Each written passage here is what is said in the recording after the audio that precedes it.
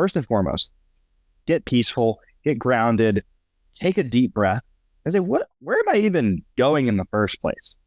Do I want to be the best soccer player there is on planet Earth? Do I want to be the best husband and father? Do I want to be super successful in my business with this particular goal? I think most people put goals and make them way too rigid though. Like I had this, I wanted to have $1 billion by the time I was 18. Not there yet. So in my version of myself, it's like I kept putting failure on myself by putting unnecessary deadlines. Literally, it's like you set a course, you go that way, and anything that's difficult is actually showing you things that you need to let go of to become the version of yourself that has that thing or has become that person. Welcome to the Communication Queens podcast for the visionary leaders, speakers, service providers, and podcasters who are looking to stand out sharing their story. I'm your host, Kimberly Spencer, former screenwriter turned master communications coach. On this podcast, I'll be coaching you on how to share your own transformation story so that you increase your visibility, influence, and income on podcast interviews. Let's get your voice heard. Samuel, I am so excited to have you on the Communication Queens podcast. Welcome. And let's dive into your story. So I think that I can start at 9 and then do a pretty condensed version of like how I got here. My parents had done Tony Robbins Platinum Partnership back when I was about 8 or 9 years old. And as soon as they did that, I was hooked because they would just go and learn all these awesome personal development things. And they were high school sweethearts. And them going to Tony Robbins absolutely completely shifted their marriage, just reinvigorated passion for both of them. And it just completely changed the relationship. I was born in Tyler, Texas, so buckle the Bible belt. So it was very unusual to have somebody from like Tyler, Texas going to all these like crazy conferences and like personal development. That's not through Jesus. Like what in the world? Like something's wrong there. So I just gobbled everything up that they sent, read all the time. And we went to a Unleash the Power Within event, and Tony Robbins was talking about his new book, Money Master the Game, in that event. And I read through the whole thing. At the very end, it mentioned a guy named Dean Graziosi, who was talking about wholesaling. And I was like, ooh, real estate? I was 11 at the time. And I was like, okay, well, I can take property and then flip them over to somebody else without having a broker's license and make like $5,000, $10,000. Oh my gosh, this would be amazing. And the reason why I even wanted to do business in the first place was I wanted to create financial freedom because I saw the choices it allowed my parents to have to be in amazing masterminds like A360, like all these different places where I knew that you were the product of the people you spent your time around. I was like, I want to create the most amazing people that I get to spend my time around. And so from 9 years old, I was like, okay, well, I'm going to start something. So I started repairing iPhones, fixing for $100. And I was like, it's going to take forever to make $150,000 for a mastermind. I got to find something else. And so that's when I found out about wholesaling. I started doing that. And then a month in or so, I got a call because I was just reaching out to a ton of people on LinkedIn because I realized you could connect people that weren't actually in the same location to different people and get half of their fee. So I was like starting to think of like leverage. And long story short, about a month in, a guy calls me and says, hey, I've got a hotel. It's like, a hotel? He's like, yeah, $20 million. Like $20 million. I'm like, wait, 3% times 20 million. I like those numbers. All right, I'll see if I can create something. And so I'm reaching out to a bunch of people on LinkedIn. And by the way, I'm like in 8th grade class at this point. And so I'm like having to hop out between classes to make calls to London and to all these different places. It was hilarious. One time I accidentally printed an NDA on the school printer and I got thoroughly chewed out because they only have a certain amount of printer paper that each teacher gets. It was hilarious.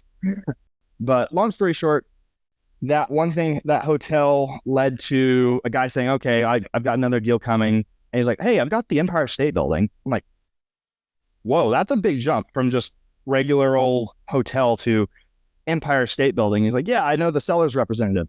Can I talk with him? He's like, sure. And so he's like, oh yeah, there's also the new World Trade Center for like 10.2 billion. I was like, oh, what? I mean, I'll chat with him too.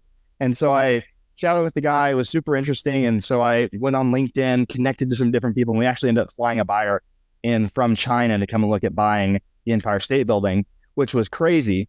But it turns out because China is a communist country, the government has to be like, hey, was pretty much like, we don't want to be spending this kind of money out of the country right now. So I was like, okay.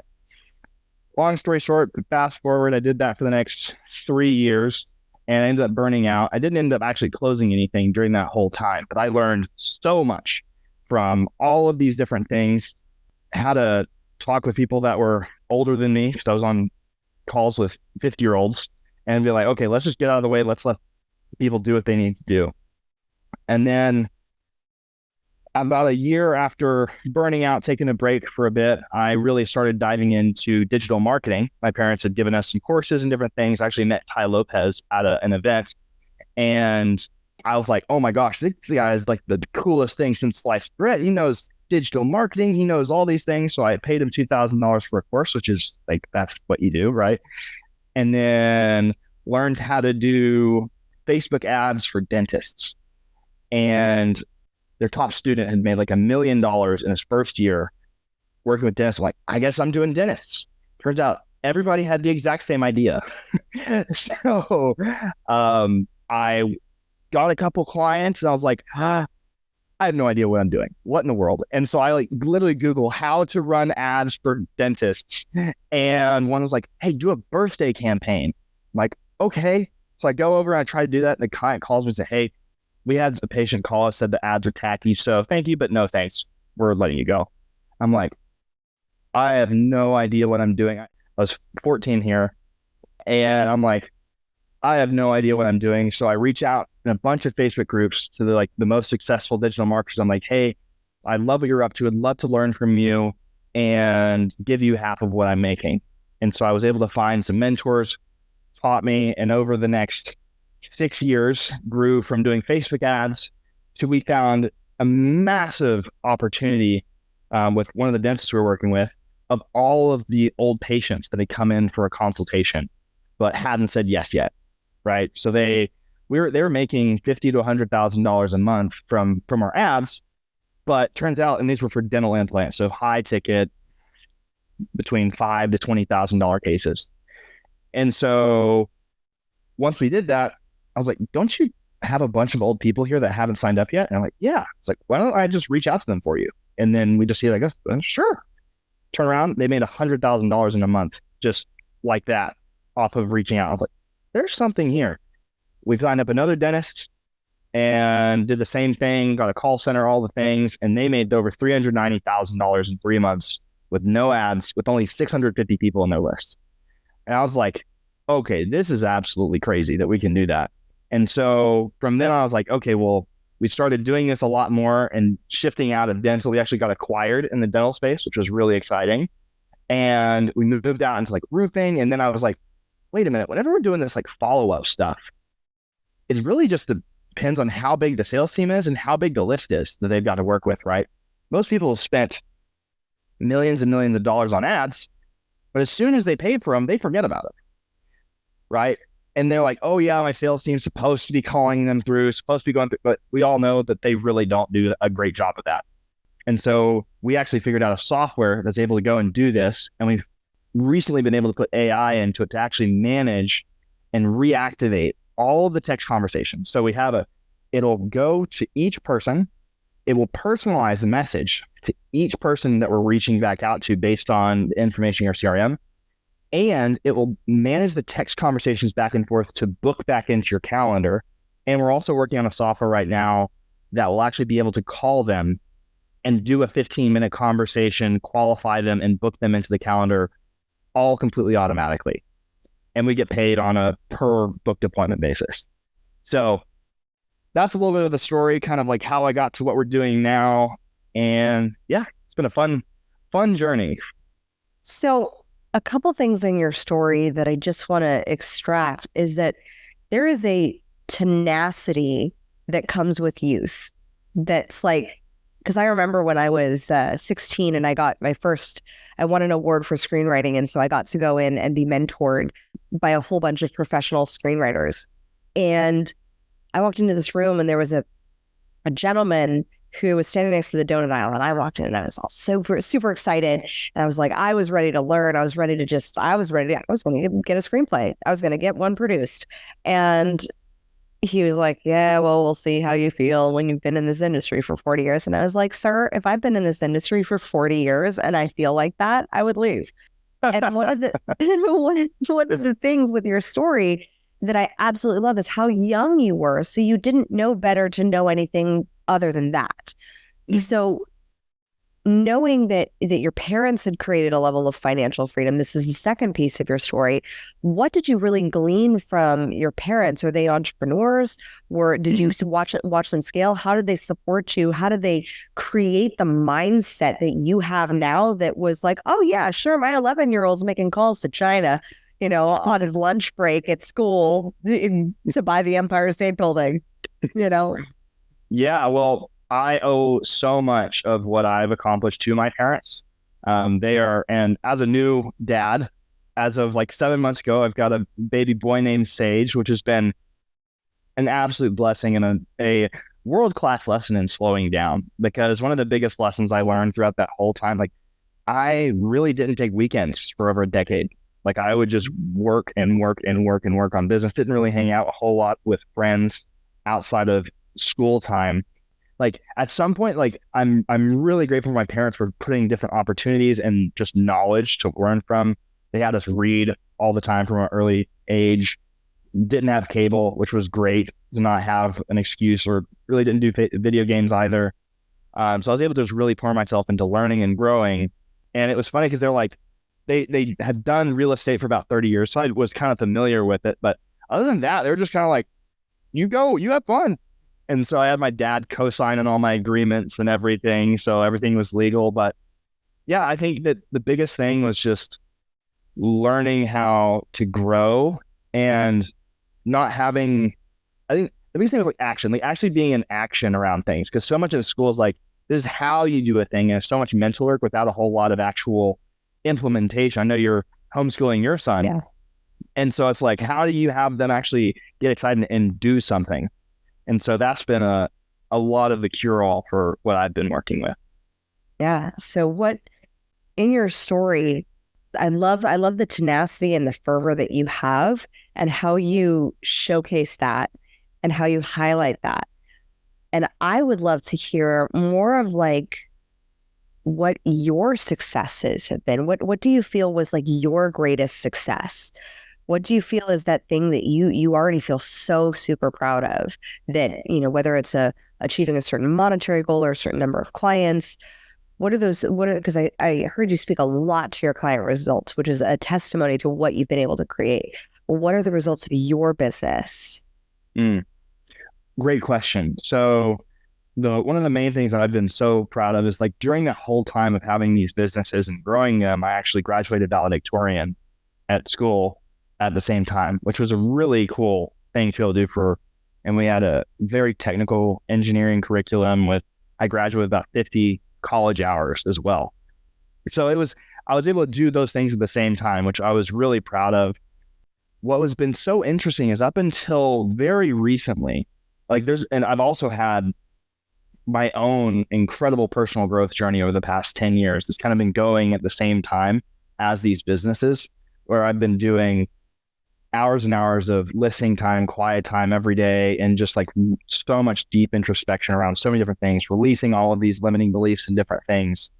And so I think that my biggest successes have been my own personal growth throughout the thing and being able to see how closely tied your business results are with your personal, right? And like, oh man, it's like as soon as I released this belief, turns out this thing showed up in my business. And almost everything that I do in my business is as a result, a byproduct of what I'm listening and getting downloads. I'm like, okay, this is the next thing to do. I've got so many things to do all the time. And so there's no way I can get everything done. So it's like, okay, how do I quiet myself and ask, okay, what are the highest leverage things that I can be doing for my time that are in alignment with the things that I want to create? Yeah. I love the honesty that you have, that like with your wholesaling business, that in all of those years of doing like working through and trying to get those deals on the table, like huge, gigantic, multi-billion-dollar deals, and not having made a single dime. It was really tough. It was like, and this is me looking back on it with lots of crying and lots of expression after the fact. Whenever I decided to stop, I thought I was a failure. Like, I was like, the way I was looking at things, like, how much money do I have in the bank? 0.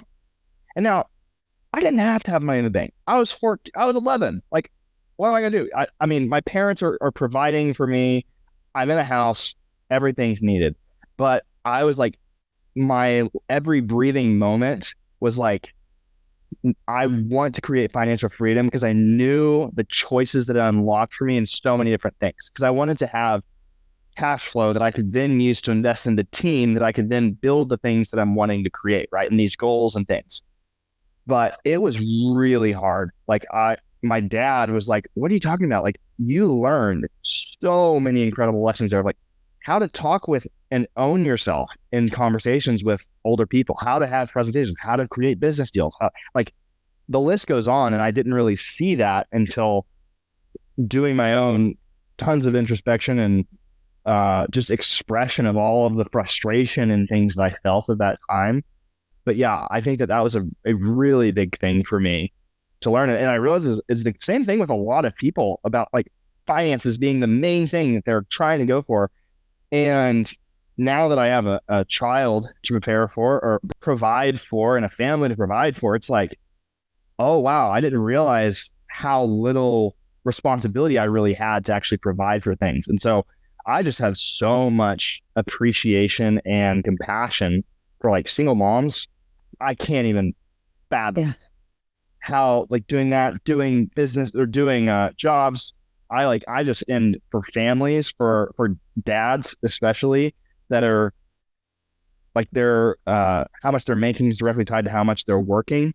It just breaks my heart of like, wow, I now have so much more of an appreciation for what that takes. And I'm so grateful for the experiences that I've had too along that path. Yeah. Yeah. I think in your story, I mean, especially hitting on, the failure feeling, because you're so young, like, and really with the mental health crisis that this country is under, being able to speak to the youth in that way, because I know you've got Learning with AI, which is your latest project that is blowing up with over 5,000 subscribers now. Like, that is targeting a youth market, and be able to leverage your story to speak to the challenges that come with the first, like, there's the frustration of trying something and then not getting it. And then there's the fear that leaves you apathetic where you don't even try and prevents people from trying. I think the main thing is kids in social media. I think that's like the number one thing that's creating all this anxiety and things. I deleted Snapchat, Instagram, all of those things. It's so nice. Like TikTok, I downloaded it one day, spent 6 hours on it nonstop, and I deleted it, never got to go. Like, I am not going to spend my time doing this. But what happens is so many kids are like, oh my gosh, this is normal. Like, people that put on Instagram, these different things, I guess this is just their normal everyday life. I must be a failure because I'm not having that life. It's the classic, like, comparison and like all of those things, right? Yeah.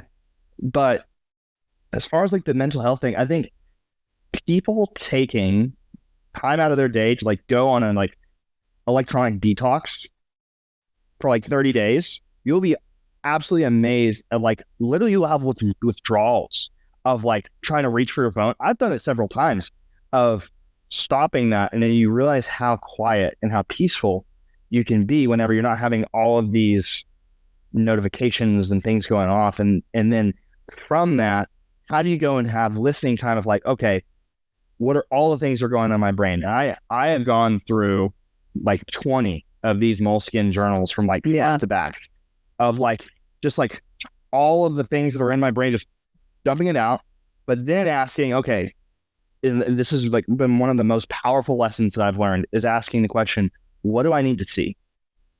Question mark. And then just free writing, write everything that comes to you. And that has been one of the most powerful things in my life has been the things that have come through in that time. And now I've had thousands of hours of doing that. And now it's so cool because I can just ask the question, I can just hear an answer. And it's the most powerful asset I have in my businesses, personal relationships, and everything. Yeah. Yeah. I see, like, to form in forming, because you are such a serial entrepreneur, like we're wired differently. You've been an entrepreneur since you were 9. I was split testing price points at 5, testing bags of glitter water, like 5 cents, $50. Which one do you want to go for? But the thing that I see is, for shaping your personal brand, being able to have that mental framework that you have already crafted for yourself, that's so innate within yourself that it's just the habits and it's just what you do. It's just who you are. Mm-hmm. It's what you've cultivated over these years of building businesses, trying new things, going for big dreams, going for big goals. And in that space of looking at that, crafting that message and just honing it in a little bit deeper on what was that mindset piece, because you have such a different and innovative perspective because you're so young. Because, like, you haven't even graduated college yet, have you? Nope, I'm in my last. Yeah, you're still there. So you're so young and you're still doing these big things. And the mindset that you crafted over this time of, like, what do I need to see? That is a pinpoint in a curriculum that could be taught or shared on any sort of podcast that is involving youth, kids, inspiring them to go for bigger dreams. Because also, when you're targeting a younger audience, they will follow you for longer. Mm-hmm.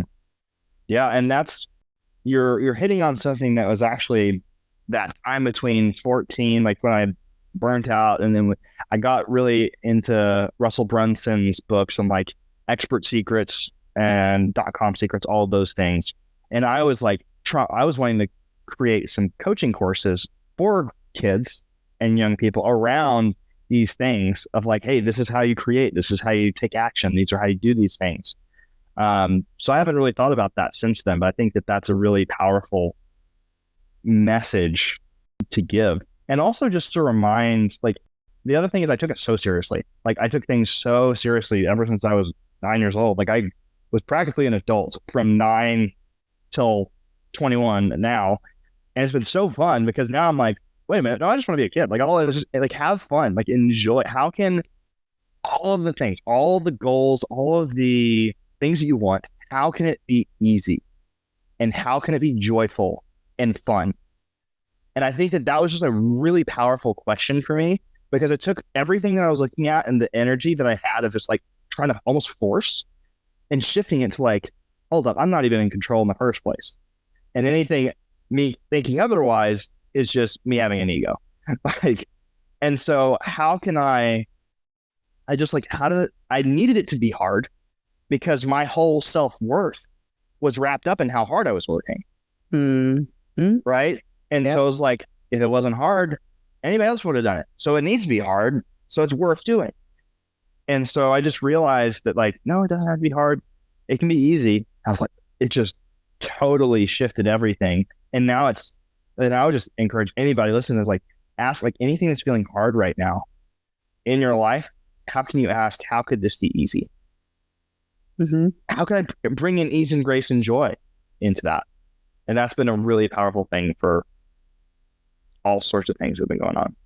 And that is one of my favorite questions to ask myself on a regular basis, because I too was very hard on myself at a very young age and grew up very fast and was very type A and was doing all the things. And I see it came to me that you said something very specific of how can it be fun instead of forceful? And so a talk for you from forced to fun. How I almost wholesaled the Empire State Building and burnt out at 14. That's a TED Talk right there. That is a TED Talk. Yeah, because there's, like, what I'm realizing is that it's like the Pareto principle is really comes back down to, right? I always was fascinated by that topic. But I was like, this is incredibly inactionable. I haven't like, how do I know what's the 20% and what's the 80%? I found that was infuriating. I was like, just give me a magnifying glass and I can tell what's actually important or not. And that's what this quiet time is. It is like, okay, what do you want? First and foremost, get peaceful, get grounded, take a deep breath and say, where am I even going in the first place? Do I want to be the best soccer player there is on planet Earth? Do I want to be the best husband and father? Do I want to be super successful in my business with this particular goal? I think most people put goals and make them way too rigid though. Like I had this, I wanted to have $1 billion by the time I was 18. Not there yet.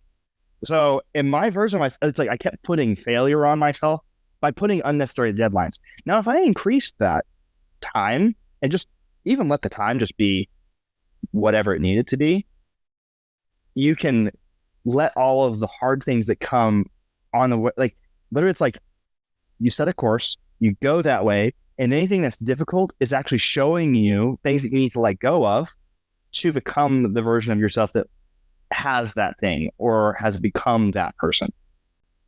Yeah. Yeah. I mean, I'm so grateful that I didn't hit my financial goals when I wanted to hit them because I wasn't personally developed enough to receive them. Exactly. It would have wrecked me. So it's allowing for that process. And I love what you talked about unnecessary deadlines. Like, because especially for a younger audience, there's all these beliefs and the arbitrary deadlines and like what actually is a deadline? Like, oh, you have to turn in your paper at this time. Okay. Outside of that, there's really no deadlines. It's all arbitrary in the first place. And even that kind of, oh yeah, there's a way to get an extra day break period. I know I did. The feeling like of just not like during summer or when I don't have class, like, oh my gosh, I can just like relax. There's nothing like I don't have to stress. It's like the same thing. Like, why in the world do we put all of these things? Because we're so obsessed with the thing that we have to hit by this point that we actually like sabotage our own way of actually attaining that thing because we're so focused on the negative of we're not there yet, as opposed to what needs to happen. How can I be more relaxed? How can I achieve that thing with the most amount of ease and grace possible? Because probably if you already achieved that and were the energetic match for that, you wouldn't be stressed out. Exactly. Yep. So looking at, I mean, your story is so diverse and you speak to so many different audiences.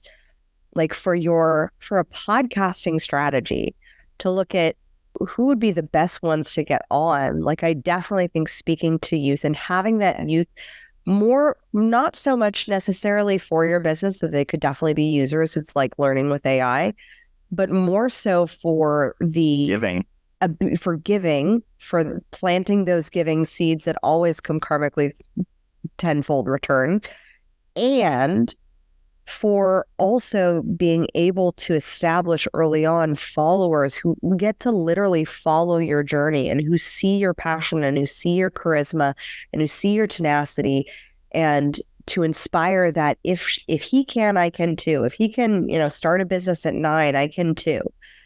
And to allow for that message. So for targeting the youth, like I love your framework of what do I need to see? How can it be more joyful? How can it be more fun? And that comes from 10 years of force and it not being easy. Yeah, it's on the other side of it. Like, oh, okay, this thing could have been so much easier. And so if you were looking back and you were actually able to, let's say, for example, hypothetically, because in a quantum realm and some other universe in the multiverse, you succeeded at closing and wholesaling the Empire State Building. What do you think you would have done with the money, or how do you think you would have experienced that? So I've always had a very strong faith in everything that I've done. And so that's really been a foundation that my parents have done a really good job of, like, just knowing that I'm good, I'm stable. And so I think really what I would have done, I'm like, holy crap, this is amazing. What do I want to do? I think that there are, like, we learn lessons whenever we're striving towards a goal. Like, that's the thing. So I think that in that other parallel universe, it would probably be very parallel, almost orthogonal. But whenever I feel into that, it's like, I feel like I would have enjoyed it for maybe a few months and like, okay, this is boring. Okay, what am I going to do?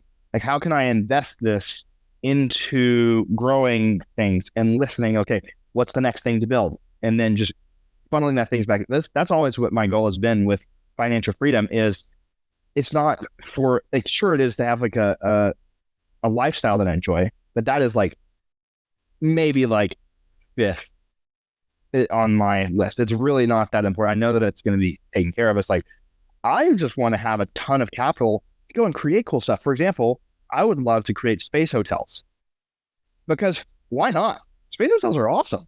But the real reason is, like, I want to have people witness the Earth from space. It's called the overview effect. Like, when the people that have gone to space to see the Earth, they just cry. There's no borders in space. There's no, like, it's like it helps you realize how small and how insignificant so many of the things that we make so significant are. And so that just really impacts people at a profound level. And so if I can have a fun way of having people completely change for the rest of their life, like, I love Ender's Game and a bunch of science fiction. And so it's like, how can we make science fiction science fact?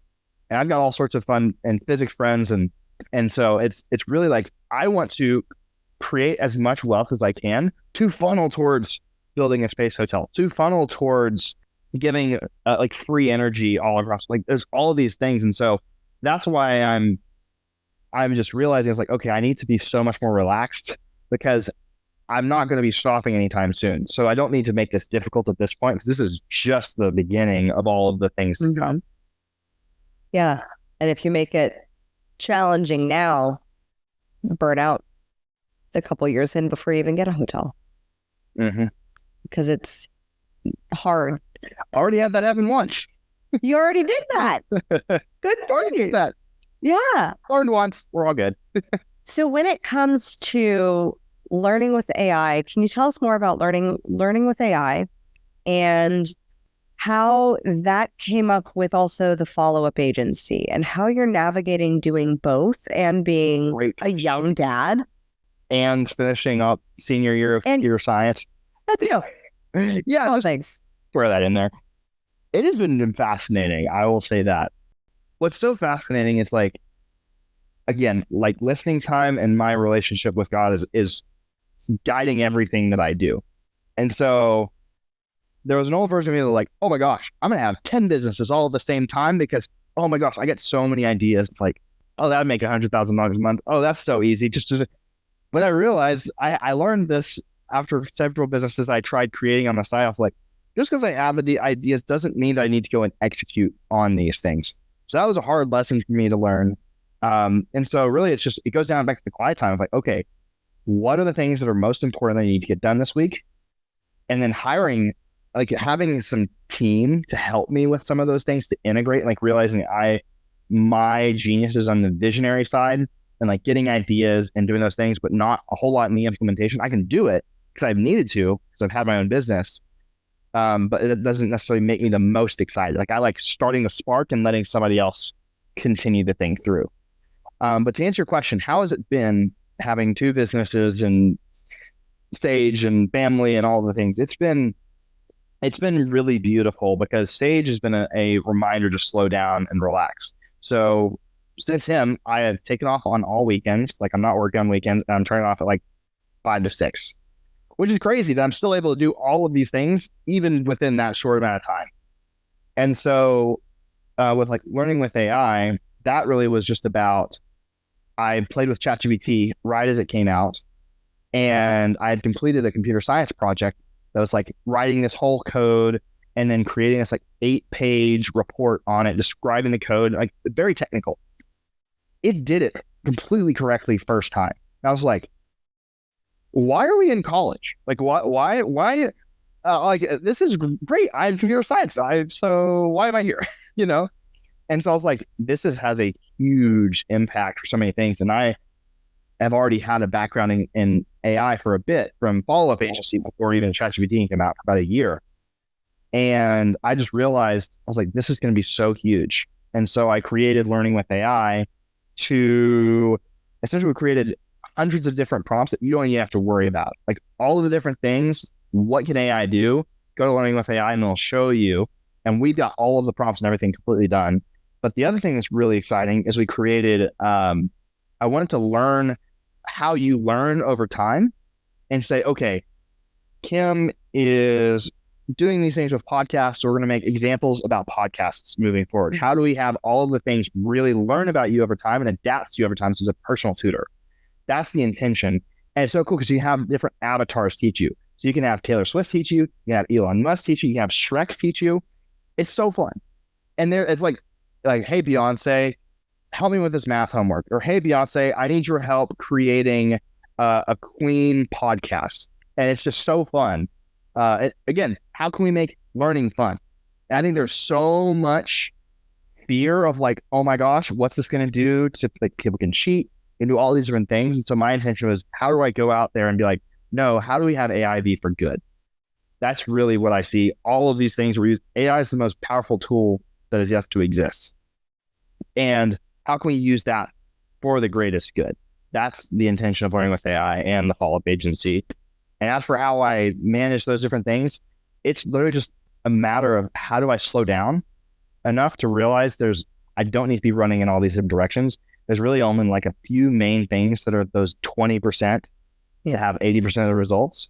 And so it's really just slowing down, quieting, asking what those things are, and then doing those things and not needing to do other things. And if there's other little 80% things that just kind of need to be done, offloading that or delegating that to a virtual assistant or things like that. What did you find were the few things typically? If you were to say on a day-to-day basis, like the main top three that move the needle. Well, main thing is my quiet time, like every morning. So like I will go and I will very clearly visualize the things that I'm wanting to create, like from Think and Grow Rich, Joe Dispenza. There's so many different versions of this that talk pretty much the exact same thing. And so that is really important. And then right thereafter, I do listening time of like, okay, what's next?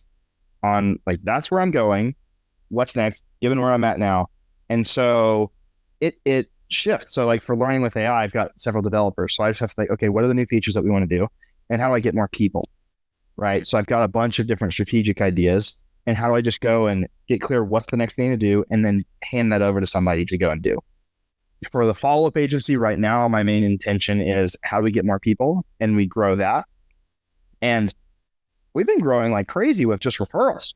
So it's been really fun just to watch that grow. And I've realized like, I don't even need to put a whole lot of energy on getting new people now. It's just, how do I kick butt for the people that we've already got? And we've started working with some enterprise level clients that are multi-billion-dollar companies now. That is just, you can make millions of dollars on, and you can make them hundreds of millions of dollars. It's so fun thinking in scale. But those big things are writing down, asking what those things are, because they change. It's like, and so it's really just a matter of like, how do I create some systems and stuff so that I don't have to do the same thing over and over again? A lot of that. And then getting more people and just having help. Yeah, I see. It is your mindset. And maybe it's just my mindset background, but it is your mindset of how you think about the way you do business that is so fascinating. And so often that it's counter to a lot of what the culture of entrepreneurship really promotes, which is hustle, go faster, work until you die, those sort of metaphors that just aren't really serving. And I can give an example of that exact thing played out exactly in my life. Like, so I was doing all these different things. I was doing my agency for a couple of years. I think even at this point, it's like 3 or 4 years I've been doing my agency.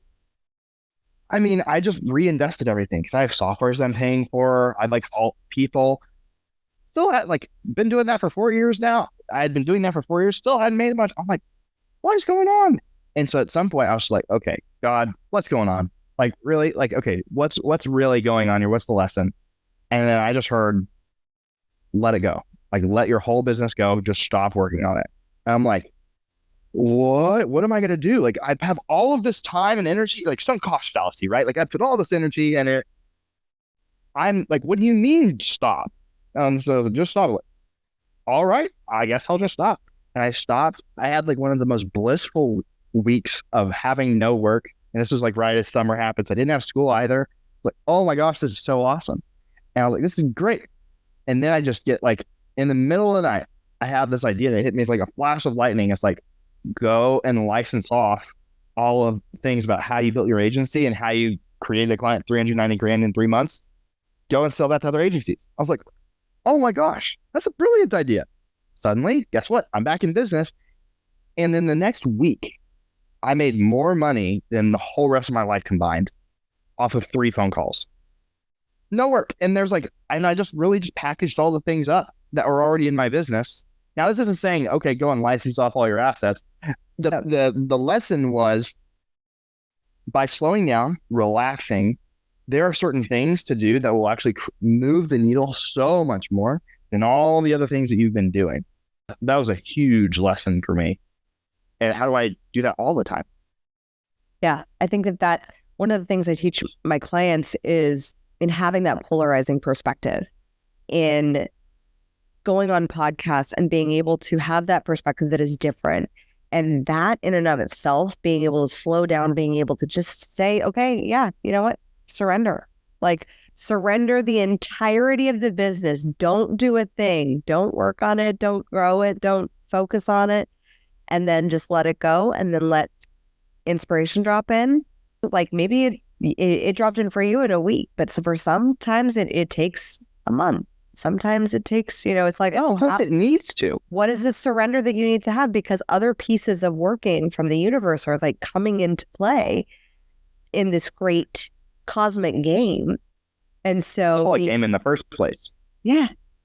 So being able to understand, like, okay, my piece just needs to sit here, and I just need to trust that all the other pieces are aligning in my favor for that moment it shifts. And that is so hard to hear as an achiever. It's so hard. It's like, no, like, I am my work. I am cranking things out and grinding from 9 to 5 in the morning, and it's like, who am I without that? Mm-hmm. And you're like, like, it's a really great escape. If you think about it, you kind of think it's like, I don't have to look at myself.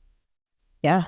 Yeah. I don't have to let it be easy, because if I let it be easy, then I have more time to just chill and be, right? Some people just like throw themselves into it, but they're just using it as a distraction of like, what are the things they really need to see or look at?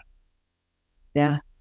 And I think that perspective in and of itself, there are a ton of type A hustle culture, sort of like podcasts out there that are preaching a message that I do believe that it comes from a good place, and at the same time setting yourself apart when you go on podcasts that have where you present that polarizing perspective of allowing yourself to rest, allowing yourself to have the quiet time, and also to follow through with what comes through, which sometimes you may not always like, or it may not make sense in order to allow something better. Mm-hmm. That creates something so wildly different than what everybody else is saying on that podcast. For example, I went on a podcast, I think it was called Type A. I think it was literally called Type A Achievers. And I said, sometimes the productivity is directly tied with courage. And so the greatest thing that sometimes you can do, the most courageous thing that you could do that will actually create the most productivity in your business, is take a nap. And the podcast host was like, what? Like, that's blew his mind. And yet he ended up coming on as a client for a consult, because it was what I presented, and that is how you profit from podcasting, is when you can present an idea in a way that shifts perspectives. Like, it's the perspective shift that is what makes podcasting so powerful. And when you can provide that in mass and on scale consistently on podcasts that are that are sharing a different audience, where the audience is like, yeah, I need more motivation to hustle harder. I need to, I'm going to do all the things, do more. All the things, do more. Just give me more. No. And you go on and you're like, yeah, I made more money in 3 days in 3 phone calls than I did in my entire life because I listened and I stopped doing my business as it was. That is a game changer. Like, and it doesn't mean don't work. That's not what it means. Absolutely not. That's the important distinction here. And that's what was so hard for me. I was like, what am I going to do if I'm not doing business? Like, I want to do business. I was like, I know. But what was so funny is it's like the thing that really just speaks so much to me is like a pendulum, right? Like, we are such pendulums whenever it comes to things. And so for type A achievers, there's not a lot of balance. There's like, I am going, I am grinding. And so the intention of the slow down is not, okay, I'm not going to do anything. I'm going to be a bump on the wall and play video games all day. It is like, no, like, I know that you're going to go here. So let's focus on this way. So you'll end up kind of like right in the middle. Yeah. Yeah. And allowing for it to be that gentle swing from inspiration to like showing up to do the work that matters. Exactly. Rather than just working all the time. And I think a lot of people talk about this, and they talk a lot about this. They don't talk about the middle of like, okay, what is the aligned, inspired action that are the necessary steps to getting the thing done? And guess what? It may not even have to be you doing it. You can just hire somebody to do it. Whoa, crazy. I know. But like, that's a lot of what my stuff has been. It's like, okay, what are the things that I really need to be doing? What are the things that other people need to be doing? Yep. A great book is 10X is Easier Than 2X by Dan Sullivan. Really, really good way of like, how do you go and find those 20% things? It's more of a mental construction view of it, but it was really, really impactful to read to gather some of those things. Yeah. So often, especially society is we're programmed to have incremental steps. Like, we go birth, education, middle school, high school, college, work, that. And it's supposed to be incremental. And what I love for you is that you have 2 timelines. You have the timeline where you've had the incremental, traditional, like incremental path going through high school to college. And then you have the one that's just completely the entrepreneurial one. So you've had the whole, the both tracks simultaneously. Mm-hmm. And it's a lot more fun, I gotta say. It's a lot more fun. Yeah. Like you pay one, it's like you invest $1, you get $2 back. It's like, this game is like, I invest $1, I get $10,000 back. What? It's so fun. But guess what? You got to do the not so shiny thing. Oh, look at me, I'm going and journaling. Oh, I was like, that's not, hoorah, like, I'm going to go beat this thing. It's like, no, like, how do you go deep within yourself? You already know what you need to do is the funny part, right? It's like, we're just so distracted intentionally or unintentionally by all the things that we're doing. So we just feel better about ourselves, or we feel like we're being successful, or we feel like we're being productive. When really it's like, no, the most productive thing, like you said, you could do is just take a nap, or go and throw your phone out into the river and sit with a journal for an hour and just ask what you need to see. Yeah. Yes. I think it is your mindset and your youth that are the key marketing principles of your personal brand, because of the 2 timelines that you've lived simultaneously. I like that. And then marketing that because there are spiritual podcasts, many spiritual podcasts, but they miss the business side. They miss the transcendence from the spiritual realm down into the physical realm. All in the clouds, right? It's like, where, we gotta work it out here to why we're here and back. Yeah, that's why we're here. That's the funny part. It's like, I think it's so funny because I've had different phases in my life as well, where it's like, oh man, I just want to be up in the stars, bro. I just want to enjoy it. But it's like, why are you here in the first place? It's like, well, I got some stuff to do. So there's a balance between all of it. that balance in the path of spiritual dissension into this like human form and ascension into who we are becoming as we go back through our life, that path of being in the thick of deep entrepreneurship, which actually can be incredibly spiritual. And as it has been for you, like that piece of your journey is something that was not shown in your bio. And yet it was really shown in one of the questions that you answered in the form before this podcast, was really about what are your deeply held beliefs. And when you lead with that why and that deeper belief beyond financial, like financial freedom is a piece of it. And there's this underlying current of slowness that is allowing for that flow and pouring a little bit more of that into how you're pitching yourself, because it's so unique to not only you, but your entire generation. And that's also, now I'm seeing the connection between that and like the AI stuff that I'm doing, right? Yeah. Because the whole AI stuff is like, why are you doing that? You don't need to do that. Just let the software do it. So you can have more space and time. Like, what if you could double your business or triple your business without doing anything more, right? Let's go put this AI system in here to go and sell more for you and just let them do the thing, right? Like, how can you use AI or these automations to go and just reactivate customers, the most valuable thing that somebody could be doing with their time? How could you have that and doing? So I think I love that, because that perfectly ties into the things that I'm doing. And it's a very easy segue into, okay, well, if you have a business, how do we make it easy? Yeah. Yeah. Because the two main things you're doing right now is making it easy for follow-up, making it easy to learn anything. Right. But not making it easy for the sake of ease, but for the sake of growth and leading people into their genius zone so that they can have actual freedom, financial freedom, and actual like time freedom as well. And to create what they want. Yeah. If you're so busy doing, you're not actually creating. And so it's like, how do you get clear on what you want so you can create that thing? Creating doesn't have to be hard. Like, the best creations are not hard. You just got to do the work. Right. Yeah. Oh, Samuel, I have enjoyed this conversation so much.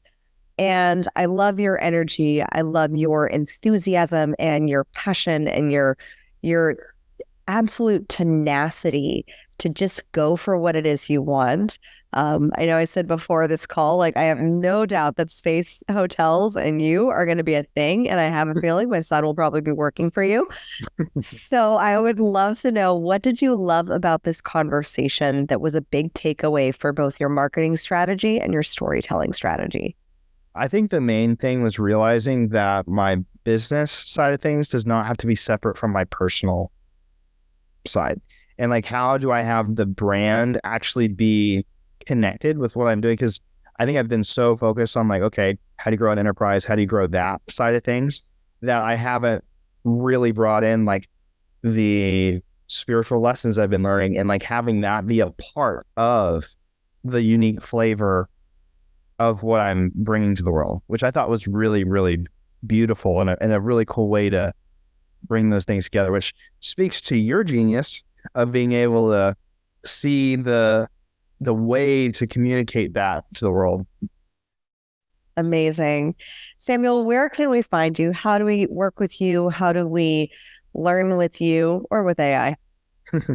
Well, if you have a business that you'd love to scale with AI and making it easy, you can go to just thefollowupagency.com. I've got my calendar in there. I don't know how long I will keep my calendar on there, but I would love to just meet and see if there's any way that I could serve. And then if you're wanting to just learn really cool stuff with AI, you can go to learningwith.ai. And yeah, those are the main two things. And it's super fun. I played with learning.ai, and the interface is just beautiful and fun and really allows for, I love the idea generation. So it's a really amazing tool. And they're all AI generated images, by the way, if you notice that. Of course, because you're supporting the AI movement. So beautiful. I love the tie-in. I love the correlation. Great brand awareness. As always, my fellow communication queens, let your voice be heard, because your voice and your story has the power to save and transform at least one person's life, but probably many, many more. Till next time. Thank you so much for listening. If you love this episode, subscribe, leave us a review, and share it with your friends. For more tips on guest podcasting, storytelling, and communication strategies, follow us on social media at Communication Queens Agency and visit us at communicationqueens.com. I look forward to seeing you in the next episode. And in the meantime, remember, your story has the power to save one life. Let your story and your voice be heard.